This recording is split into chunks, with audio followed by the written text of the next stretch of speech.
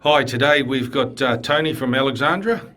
He's come all the way up for the Royal Commission. He's well known to most of you viewers. Tony, how do you feel the Royal Commission of Inquiry into State Abuse has gone? Well, I've been involved with the Royal Commission inquiry from its inception. I was on the Survivors Advisory Group, but unfortunately I got stood down. And the reason being is I ask the questions that need to be asked, whether it makes people squirm or not. And the reason being is we've got nothing, we don't have the truth. So it's very important that people like me and others ask the questions of the state or people so that that we're involved. And but when it comes Tony, isn't it fundamentally one of the most important things that the truth is told here? Look, without the truth, what do we have? A pack of lies, and we have no platform for change. So, and haven't those lies been going on for decades with regards to sexual abuse and state care? Well, I've been fighting 44 years now. Since I was 16 years old, I went to an office of the former social welfare and I asked them a question. Why did you put me, a 9-year-old, in a adult psychiatric asylum? The response from them was, we can't answer that question, and unfortunately we'll probably never be able to answer it. I walked out of that office at 16 years old and I went, you effing liars, I don't believe you, and I wouldn't accept there were no answers. And it's just set me on a path for 44 years of battling to get those answers. On a personal level, it's been a huge cost to me and my family, raising my kids. They've had to carry this. And really now we're at the How many people, I want to know, in your case, have actually been held to account and put in jail for the abuses that you've suffered? None. Absolutely none. I must... Say that again? Absolutely none. None? None. Not one person has been held to account? No. Why not? Well, that's the question. Why not? Why haven't the police investigated? Well, to be honest, I'm going to share something with you. I went to the police about 10 years ago, and they actually mocked me and laughed me and made a joke. I told them about my abuse in state care and that they needed to investigate it, and I told them the consequence of my life, and they actually laughed at me. And But aren't the police supposed to be fair and impartial as part of the Police Regulations Act 2006? Well, they're meant to be, but this was the response of the officer I spoke to. He says, what a joke. You want me to charge the Prime Minister? And mocked me and turns back and walked out. So that was the attitude of the police. But, right now... So basically what you're saying is that, social welfare, the New Zealand police have all been implicit in your ability to be able to tell the truth. Yes. And not just mine, but every single survivor over the decades trying to seek justice and answers has been shut down. So what do you think about this Melanie Reid case, the reporter from who did the article on the Maori uplifts, who was trying to expose the criminal, lawless corruption, which has, been bleeding out of Oranga Tamariki like a pussy sore. What do you think about the decisions by the judiciary to try and hold her to some legal account for telling the truth? I think it's absolutely disgusting. Melanie Reid, I've met Melanie Reid personally. I did a story on 20 years ago about my identity crisis. She was a producer. She's been a long-term fighter for the truth. And let's be honest, there's two types of journalists in this country. There's sensationalist journalists that want to put their name to a controversial thing and get the notoriety that comes with it. But then there's journalists like Melanie Reid that really do care. They've got a heart and it drives them to expose things. And look, isn't this typical of the state? Too much publicity, they're exposing bad stuff about them, shut it down, go to extreme causes. You're looking at right up to the highest levels have shut down. Why are our ministers not, who are voted in by the people, investigating these corrupt bureaucrats? Well, that's a good question, Steve. Why aren't they? How is it that Crown law is just protecting the state and not protecting the basics of justice? Well, Una Jacobs, Solicitor General, remember me. Yes, I met with you a few times over the history of the Historical Claims Unit with Garth Young, remember? And you crossed your legs and you turned your back on me and you called me a liar. Now you're the Solicitor General. Oh no, I've got a message for you. I never went away then, and I'm not going to go away now. And you have a lot to answer because you actively worked alongside historical claims. Peter Hughes, the CEO of MSD at the time, to shut us down. And I've seen you give evidence at the Royal Commission inquiry, and you're a liar. I'll tell you, you are a liar. You tried to tell them that you've actively tried to work survivors to sort this out. You actively worked to shut us down. 10 years of my life. So, you might be Solicitor General, but the truth's going to come out to expose her. Do you think that grassroots New Zealanders should be calling for the resignation of these bureaucrats that have been corrupt and lawless, like Jargos and Peter Hughes, which have actually perpetrated and continued the abuse of vulnerable children? Well, my opinion is yes, but that's up to the people out there how they feel. But these people. Don't you think the Prime Minister should consider that? Yes, they should. Look, part of my evidence that I gave for the Royal Commission inquiry was to look back at previous politicians, high government officials that actively shut down reports. There was a report shelved for 18 years about state abuse. It went missing and then it resurfaced. I got a copy of that report and I tabled it with the Royal Commission inquiry. Now, who was shutting these reports down? This goes right up to the hierarchy of the leadership of this country, actively working to shut this story coming out and what happened. So, there has to be accountability. Look, if we go out there, grassroots on the street, and punch somebody in the head, we're going to get held accountable because it's against the law. And so why is it that high-level officials and government officials can do what they like, but no accountability? It's not right, and there's got to be some change because it's given them free rein to do what they like. To hell with the consequences on us down at grassroots level. So here's the interesting thing to me. There's at least 250,000 people being sexually or physically abused in state care. Mm-hmm. Why is there not 250,000 state employees in jail? Well, that's a good question.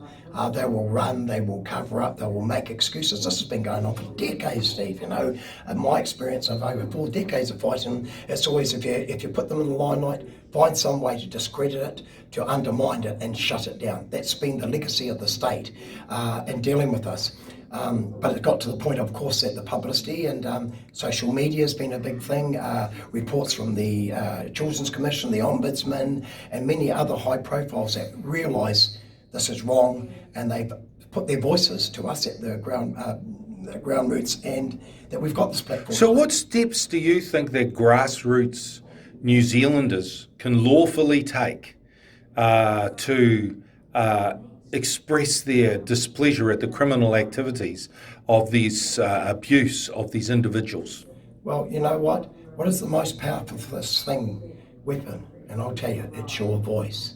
And Steve, you'll know this. A voice crying out the wind on its own has no power or for change. But when others join that voice crying out and that voice comes louder and becomes many, it comes to a stage where there's so many people crying out the same thing, they can't turn away. So people, I want to tell you, you have a voice, and together with mine, with Steve's and many others, you can make change. Whether it means standing and using that voice at the places like Parliament and calling out your ministers, calling out the government and holding them account. Use your voice, because that is your power. Don't let them take it away, because this is what they've tried to do to us for many decades. They've tried with Steve here. They're trying with Melanie Reid right now. Why? Because they know the power of your voice. And when it's united together and crying out as one, that they can't shut it down. So people, I call on you, get together, have your discussions with your friends, use your voice, join platforms that you can use your voice to express the way you feel. And legally use Brooker versus New Zealand Police Supreme Court of Appeal, which gives you the right under a fair and democratic society to protest, and maybe we should start forgetting about doing it outside their buildings and staking it directly to their homes. Well, it's the Bill of Rights Act. It's everybody's Bill of Rights, is to protest. I've seen peaceful protests. I don't incite anyone. Of course, we're peaceful people and lawful. But if we don't do it any other way and we start using other means, our voice is lost. As long as we hold our heads up and we have a clear message and we stand united, our voices as one, they can't break us. But as soon as we start to say, take other message in, or avenues of getting our message out there, some might be extreme, as they use it as a way to shut us down. Yeah, exactly. So we've got to be, the way we go about it, we've got to have a diplomacy, and the thing is, we're not like them. We're different. We're ground rich. We're real people. Not like these ones up there that get paid huge money, sit up there and tick boxes and put their signatures to documents and things without real understanding or lived experience. We are the lived experience. Well, I have concerns, and something I did want to discuss with you was the issue regarding many of the people that are in power in these organisations that are supposedly trying to address issues with regards grassroots people, but none of those people at the top have got a lived experience. And secondly, they were there before. They were there before that for a long, long time. Yeah, that's the problem, Steve. Without lived experience, you have no connection to the issues at hand. Now, I'm very blessed, Steve, and I'll say this to your viewers, is that I gave evidence at the Waitangi Tribunal Regional Inquiry. I had the pleasure of having lunch with Judge Dugan off the platform. We had a discussion. Now the final report of that's come out, and if people don't know, they've made recommendations to establish a Māori Transition Authority for the Kira Tamariki without the state, which is a good step. But the reality is that Judge Dugan knew the value of grassroots and ground level lived experience being involved in this kaupapa, because without it, you just got a bunch of bureaucrats sitting up there guessing, reading reports. They have no connection to it. So Judge Dugan seen the importance of bringing people like me onto this kaupapa that have lived this life, have this lived experience, because then we bring understanding to what they need to change. Do you feel that the reason that I know the reason that you are doing the work that you're doing is because you don't want to see it happen to your children? Or anybody else's children. Yeah. Do you think that we're actually going to solve that problem?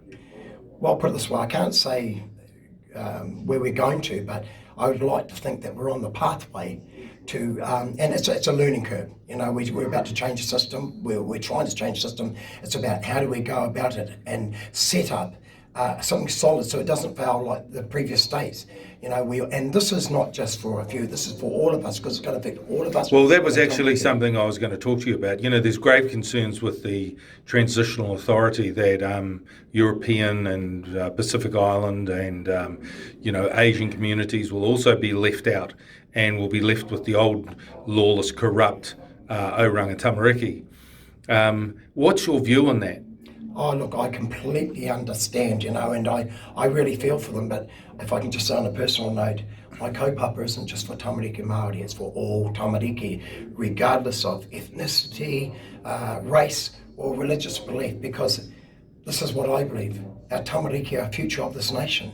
We need to care for them, we need to love them, or we need to nurture them so that we have got they have a good platform moving forward. Or what hope do we have for our country? But I just want to say to all those ethnicities, although this platform that I'm on is through the Waitangi Tribunal and it's to deal with tamariki Māori, in my heart, I'm speaking for all tamariki because they're all precious, regardless of ethnicity. If they have failed, if they are abused, the consequences on those tamariki children are exactly the same, regardless whether they're Pākehā, Māori, Samoan, Asian, whatever. So I speak for all children. Now, part of this transition authority is just to set this up for tamariki Māori, but I have a bigger vision in this, and it will be part of my kaupapa in this, is that I'd like to see this extend out to all tamariki. I'm hoping that we can create a solid transition authority for Māori that shows the government that we can care for our own, that we don't need their involvement, and I'd like to see a way that further down the track that we can create a bigger organisation that might have a Māori concept over here, but also another avenue for Pākehā, Asian or non-Māori ethnicities to be here, but come under one banner and under one entity. because that's what we need for this country. You know, all our children, all your children are precious, regardless. You know, they are the future of this country. On a Māori, they are taonga, they are treasure. You know, so we've got to do, everyone that can do something on this path of change, well, come on board. We, you know, this is not just about me. The problem is that most Europeans don't believe that they will be able to come on board, because the stranglehold will be of some of the brown potatoes, rather than grassroots Maori, which most of the other ethnicities relate to. But Tony, I'd really like to thank you today. That is pretty amazing, and I'm glad we're on the same team.